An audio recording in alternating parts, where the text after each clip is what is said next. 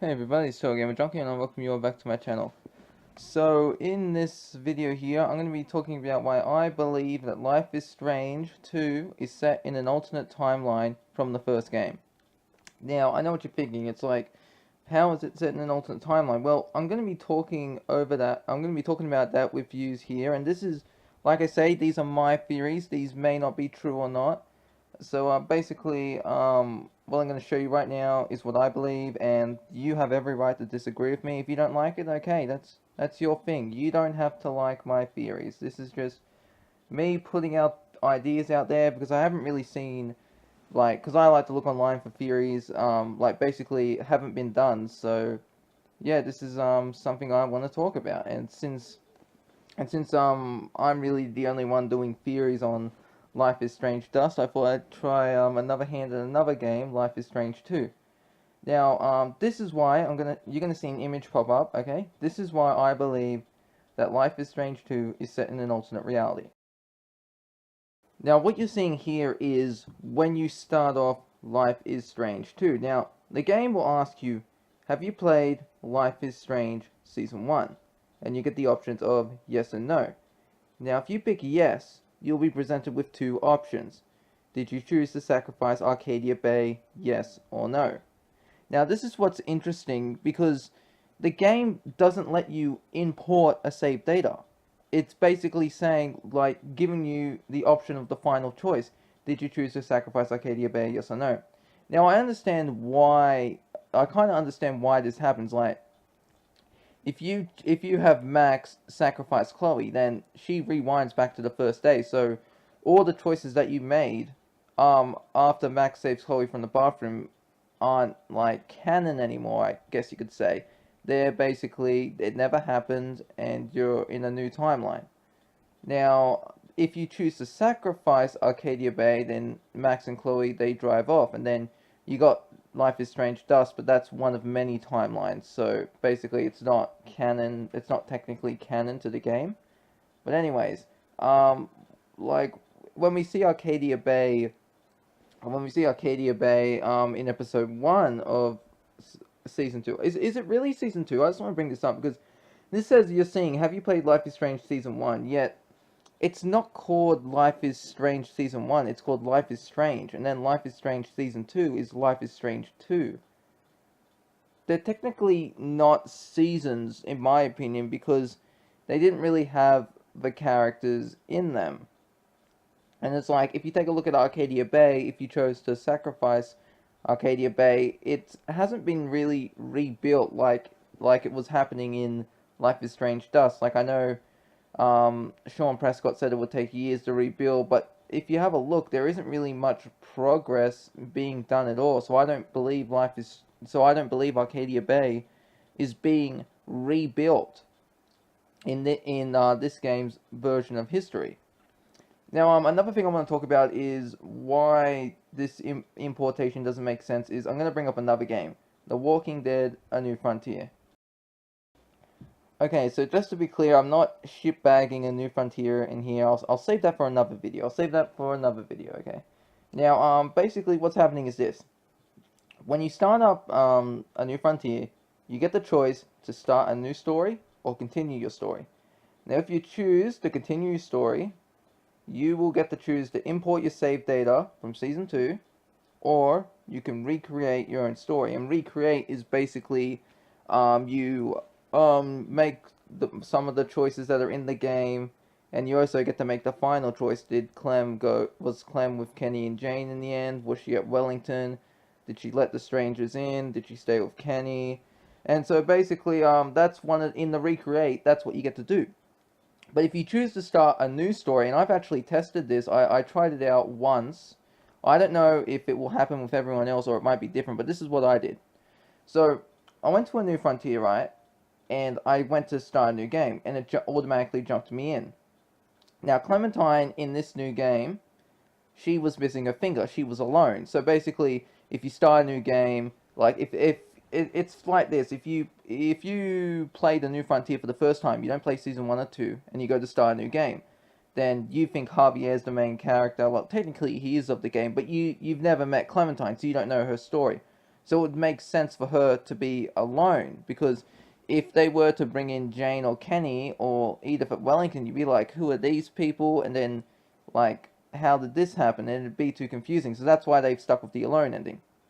Now after you finish A New Frontier on the data where you started a new game rather than continue, if you load up A New Frontier and import that save data, you'll be given, it will bring you, at the beginning where it shows the comic book style of seasons 1, 2, and A New Frontier, and you have to make choices. You actually have to make choices. You have to go you have to choose, getting tongue-tied, sorry. You have to choose between saving Doug and Carly, abandoning Lily on the side of the road, telling Clementine to stay away from cities, keep her hair short, don't trust anybody, and the last choice here is having Clementine shoot Lee in the head or leaving to die. Well, it's not the last choice, but that's what I'm going to talk about. It's technically, I guess you could say, it's the last choice for season 1 in that comic style flashback, sorry, whatever you want to call it. Anyway, when we get to season 2, we basically have one choice. Do we choose to shoot Kenny or not? Now, this is actually what's interesting. After you make the choice, let's just say you shoot Kenny, and you save Jane. Now, when it gets to Jane, you're not going to be able to make a choice. It will just say, press the continue button, and Clementine will end up alone. Because as you know, if you do import the saved data, you don't get the option to choose. It's just press X to continue. And so you're just continuing, and you're looking through the stories of your imported saved data. And that's what's interesting, because you have to make all the choices, but up the last one, where you can choose to stay with Kenny or Jane, you won't be able to choose that. Clementine automatically goes off on her own. And then in the next choice with leave AJ or spit on David, that's what you've chosen to do in A New Frontier. That's already done. So yeah, I got to say that's pretty interesting how it's happened. Now it may be different for all of yous. Maybe if you go to start a new game, she's with Kenny or with Jane at the end or at Wellington. But that's what happened for me when I first tried it last night. Now, like another game, for example, is Dragon Age Origins. Now, honestly, well, Dragon Age 2 technically, but Origins for me, 10 out of 10. It's the best one in the series, not gonna lie. No bullshit. And some of you may disagree with me, some of you be like, oh, Inquisition's better, but in my opinion, Origins was the bomb, okay? Now, and I just want to bring this up real quick. Apparently, like, EA is talking about microtransactions with Dragon Age 4, and honestly, if it's a pay-to-service game like Anthem, then it's going to be worse than Dragon Age 2, and I really hope it's not. Like, I like Dragon Age 2, but ultimately, out of the games, Origins, Inquisition, then Dragon Age 2. Those are the order from best to worst, in my opinion. But that doesn't mean I don't like the games. I still love them, but I'm getting off track here. When you finish Dragon Age Origins and you go to Dragon Age 2, you're presented with the choice of how to import. Do you want to import your saved data? Now, you don't have to import your own saved data, but you have to choose from one of 3 backstories. Was your character a human? Were you an elf or a dwarf? Now, if you're a human, I believe you put Alistair on the Alistair on the throne, and you survived the blight by doing the ritual of Morrigan. If you're the Dalish elf from that save, you have Alistair and Honora marry, but you die during the blight. And I believe the female Dalish elf was in a relationship with Alistair. And if you choose the dwarf noble, you're like just a real dick, and you put Honora on the throne, and you have Alistair banished. Sorry, something in my throat. Now, either way, you see, that's the whole point. With these 2 games, you always have to make a choice with the importation save data. It's not like with this, where it's a simple one-option choice. Well, technically 2, whether or not you choose yes or no. I did play Life is Strange, but you know what I mean. It's not like a binary choice. It's not like, oh, did the Grey Warden survive the blight? Yes or no? It's not like that. And it's like, oh, and it's not like what they did, like, they didn't go with Clementine, like, oh, who did Clementine end up, what happened to Clementine? It's not like one choice, like, did Clementine stay with Jane, Kenny, or at Wellington? It's not like you click one choice, you had to go through a bunch of choices. And that's why, personally, I believe this game is not canon. Now, that actually, I know some people think that's bad, but really, if you're thinking about it, it's kind of good. Now, this is what I would like, basically. Now, if each game is set in their own alternate reality, that means Dotnoid could actually fix this. Now, I know a lot of you were like, oh, F, Life is Strange, Dust, oh, I hate this, because after issue 4, they, you know, Max went to another timeline. It's like, oh, I can't believe Dotnoid screwed this up, like, they should have made it, like, into a game. Like, I even got, one comment, from you when I uploaded that theory video, well, when I talked about issue 7, one of you put, I got it here, it's from Ryan Andrew, and he put, and I see what you did there, Andrew Ryan, Bioshock, yep, can't fool me.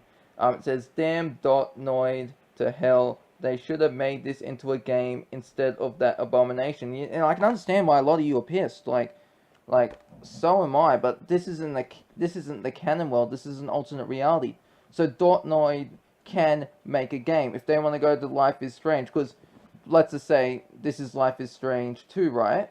So we can go Life is Strange 2, Season 1. Life is Strange 2, Season 2. And that way, they can continue off the story. So, Life is Strange 1, Season 1. Life is Strange 2, Life is Strange 1, Season 2. Life is Strange 1, Season 3. And they could really build something up here if they do it. Like, basically, you could it's like importing your save game. Think of it like, if you've ever played Dragon Age Inquisition, they got that world editor. They could maybe make something like that and have it for each game of Life is Strange that they have. And I personally, I would love that. That would be totally awesome, and I would just love for that to happen. It won't happen though. It won't happen, but you know, I can dream. You know, I can read my fanfics. Okay, you know what? That's all we got. We're not gonna get another game with Max and Chloe. I really hope we do though. I really hope we do. Okay? Or at least get a goddamn cameo or something, people. So anyways, that's really all I have to say in this video. I really do hope you all enjoyed it. And my next theory video is going to be about, will Rachel Amber have powers in this new universe? And I know what you're thinking, powers. What am I talking about? That will be explained. I'll be uploading a second theory video later today, followed by a third one. I'm still trying to choose which one it is, but until then, I hope you all enjoyed this theory video, and I'll see you in the next one in an hour or two. This is TotalGamerJunkie, signing off.